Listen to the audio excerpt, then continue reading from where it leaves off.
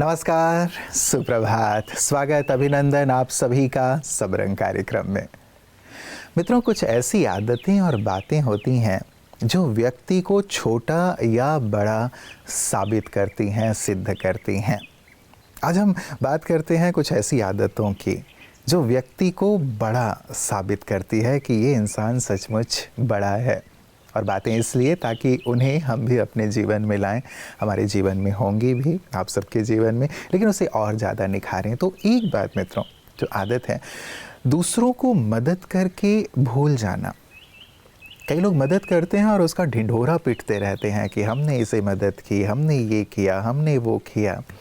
धर्मशाला बनवाते हैं या एक पंखा उसमें लगवाते हैं, उसमें बड़ा बड़ा अपना नाम लिख देते हैं, सीढ़ियों पे भी बड़ा बड़ा अपना नाम लिख देते हैं, या किसी की मदद करते हैं तो 10 लोगों को ये बताते हैं। ये बड़प्पन नहीं है, ये बहुत ही छुटक्कन है या छोटापन है मैं कहूँगा, जिसमें हम अपने आप को अहंकारी साबित करते हैं कि मेरे जैसा कोई नहीं है। इसीलिए आप कितने बड़े हैं ये हर एक इस बात से समझता है कि आप मदद करके उसे भूल जाते हैं, जिसके लिए कहा जाता है नेकी कर और दरिया में डाल। तो इसे हम अपनी आदत में ज़रूर शामिल करें मित्रों। सबकी मदद करें लेकिन उसे दरिया में डाल दें। वास्तव में यही बड़प्पन है। सामने हो मंजिल तो किनारा मत छोड़ना। मन में बुने हो जो सपने, उन सपनों को कभी न तोड़ना। कदम कदम पर मिलेंगी मुश्किलें तुमको, कदम कदम पर मिलेंगी मुश्किलें तुमको। सितारे चुनने के लिए ज़मीन को ना छोड़ना। डॉक्टर APJ अब्दुल कलाम ने बहुत अच्छी बात कही कि सपने वो नहीं होते हैं जो हम रात को देखते हैं, सपने वो होते हैं जो हमको सोने नहीं देते हैं। तो आइए आज से हम भी वो सपने ज़रूर देखें जो हमें मंजिल तक ले जाएं, हमारी मुश्किलों को दूर करें। ओम शांति। दूसरी आदत है मित्रों कि हम अपने छोटों से कैसा व्यवहार करते हैं। जो आपसे पद में छोटे हैं, धन में छोटे हैं, अन्य बातों में जो छोटे हैं, उनसे हमारा व्यवहार कैसा होता है। एक वेटर से, एक माली से, घर की साफ़ सफाई करने वाले से हम कैसे बात करते हैं, कैसा व्यवहार करते हैं, वो दिखाता है कि आप कितने बड़े इंसान हैं या फिर कितने छोटे इंसान हैं। क्या उनके साथ हम प्रेमपूर्ण और सम्मानपूर्ण व्यवहार करते हैं? यदि उनके साथ हमारा व्यवहार वैसा ही है जैसा हम किसी बड़े व्यक्ति के साथ करते हैं, तो वास्तव में हम बड़े हैं। और ये बड़प्पन अवश्य हमें अपने जीवन में शामिल करनी चाहिए, क्योंकि कर्म से कोई छोटा नहीं होता ना। हर एक कर्म महान कर्म है। हर एक व्यक्ति अपनी समझ के अनुसार या अपनी नियति के अनुसार कार्य कर रहा है, लेकिन है तो वो ईश्वर की रचना। तो क्यों ना हम हर एक को, चाहे वो छोटा कार्य करने वाला हो या बड़ा, हर एक के साथ समान व्यवहार करें। ये हमारी बड़प्पन को सिद्ध करता है। ओम शांति। दोस्तों, आज मैं आपसे बताने जा रही हूँ कि हमारे वो सुबह के 10 मिनट कैसे हमारी ही सेहत को हमारे हाथ में रख देते हैं। तो जब आप सुबह उठते हैं तो सबसे पहला 1 मिनट मन को एक शांत शक्तिशाली संकल्प से भर दें, जैसे आज सारा दिन मेरा शरीर स्वस्थ रहने के लिए तैयार है। अगले 3 मिनट गहरी लंबी श्वास भरे, नाक से श्वास भरे, क्योंकि जैसा पहले भी बताया है, जब हम नाक से श्वास लेते हैं तो ये हवा को नरम, गरम और फिल्टर कर देता है, जो हमारे फेफड़ों के लिए सुरक्षा प्रदान करता है। नाक से श्वास भरे, श्वासों की गति शांत, धैर्यवत और धीरे से मुख से श्वास को बाहर की ओर छोड़े। 4 सेकंड श्वास लें और 6 सेकंड में श्वास को बाहर की ओर छोड़े। अगले 3 मिनट जब हमें इस शरीर को भी जगाना होता है, क्योंकि हम आत्मा तो जग गए, लेकिन शरीर को जगाने के लिए यानी सुस्ती को भगाने के लिए थोड़ी स्ट्रेचिंग करें। जैसे नेक को स्ट्रेच कर सकते हैं, शोल्डर्स को थोड़ा रोटेट करें और उसके बाद अगले 2 मिनट आपको गुनगुना पानी का जैसे घूंट धीरे धीरे लेना है, यानी सिप करके हल्का गुनगुना पानी को पीना है, छोटे छोटे घूंट में। इससे मेटाबॉलिज्म स्टार्ट हो जाएगा और टॉक्सिन सारा बाहर निकलेगा। और जो आखिरी 2 मिनट हैं इस 10 मिनट के, वो दिन की शुरुआत किसी भी कंप्लेन से नहीं, मोबाइल से नहीं, सकारात्मक सोच के साथ शुरू करें। जैसे मैं भाग्यशाली हूँ, मेरा सारा ही दिवस आज खुशहाल रहेगा। इस सकारात्मक सोच के साथ अपने दिवस को शुरू करें, क्योंकि याद रखें, आपकी सेहत आपके हाथ में रहने के लिए घंटों की नहीं, सिर्फ कुछ 10 मिनट की ही ज़रूरत होती है। ओम शांति। तीसरी आदत है मित्रों, गलती पर सॉरी कहना, माफ़ी मांग लेना। माफ़ी मांग लेना समझदारी की निशानी है। माफ़ी मांग लेना बड़प्पन की निशानी है। जो व्यक्ति माफ़ी मांगता है, झुककर माफ़ी मांगता है, वो छोटा नहीं बहुत बड़ा होता है, क्योंकि बड़ी दिल वाला व्यक्ति ही माफ़ी मांग सकता है, शक्तिशाली व्यक्ति ही माफ़ी मांग सकता है। कमज़ोर व्यक्ति कभी माफ़ी नहीं मांगता। ये भी बहुत ही गहरी सी बात है। इसीलिए व्यक्ति कितना बड़ा है, इस बात की परख इससे होती है कि व्यक्ति गलती करने पर उसे स्वीकार कर लेता है और क्षमा मांग लेता है। वास्तव में इसे हम अपने जीवन का एक सुंदर सा नियम बना लें कि हम जब कभी भी कुछ गलती होती है तो माफ़ी मांगने में देरी ना करें। ये हमारी बड़प्पन को दिखाता है।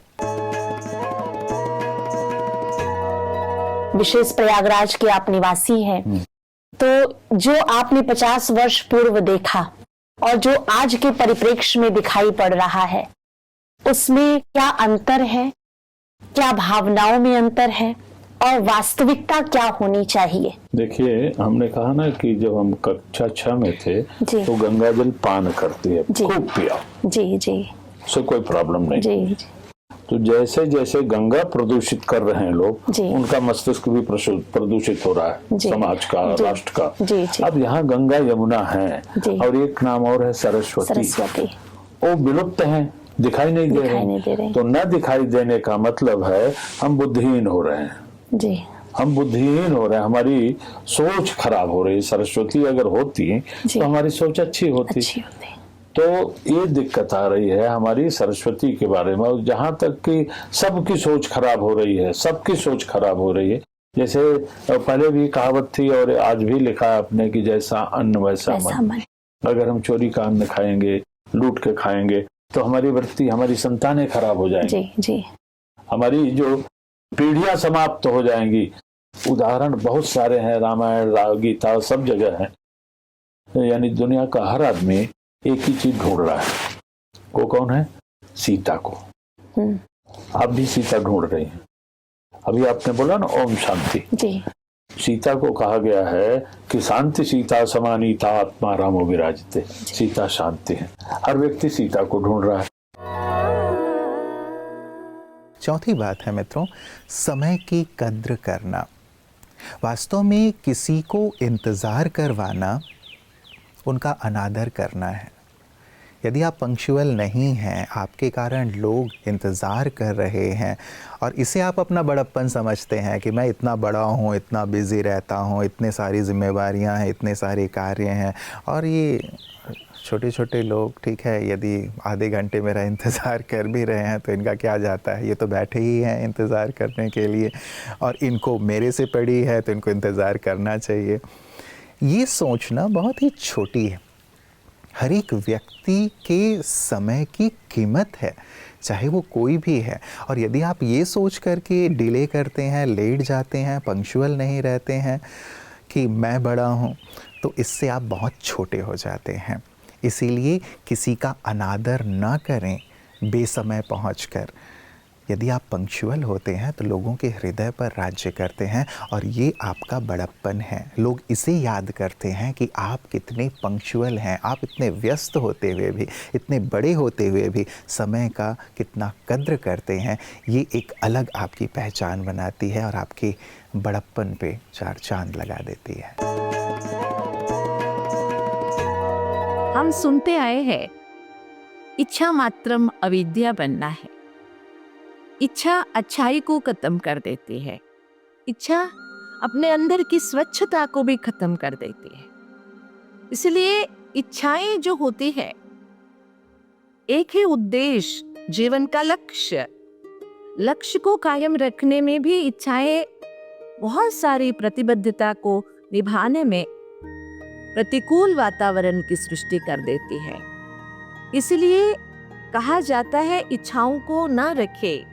इच्छाएं अर्थात इच्छाओं का जो उल्टा प्रभाव है, अर्थात इच्छाएं वो होती है जो कामनाओं से भरी होती है, काम विकार से प्रभावित होती है। और ये जो काम विकार से प्रभावित इच्छाएं हैं कभी भी तृप्त नहीं होती, संतुष्ट बनने नहीं देती। जहाँ संतुष्टि नहीं है वहाँ तो मानो खुशी जैसे कि है भी नहीं। इसलिए जीवन में खुश रहना, खुशी देना बहुत जरूरी है। लेकिन खुश रहने के लिए आवश्यक है हम अपने इच्छाओं को कम करते जाएं, इच्छाओं को कम करने का लक्ष्य रखें और हम जीवन में एक लक्ष्य स्थापित करें।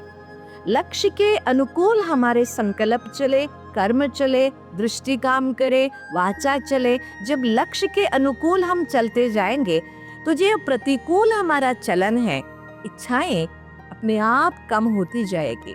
और आपको पता है इच्छाएं कभी खत्म नहीं होती। कहते चाहनाओं का अंत नहीं है। और जहाँ इच्छाएं हैं वहाँ मनुष्यात्मा सदैव निराश रहता है, उदास रहता है, क्योंकि सारी इच्छाएं तो पूर्ण हो ही नहीं सकती।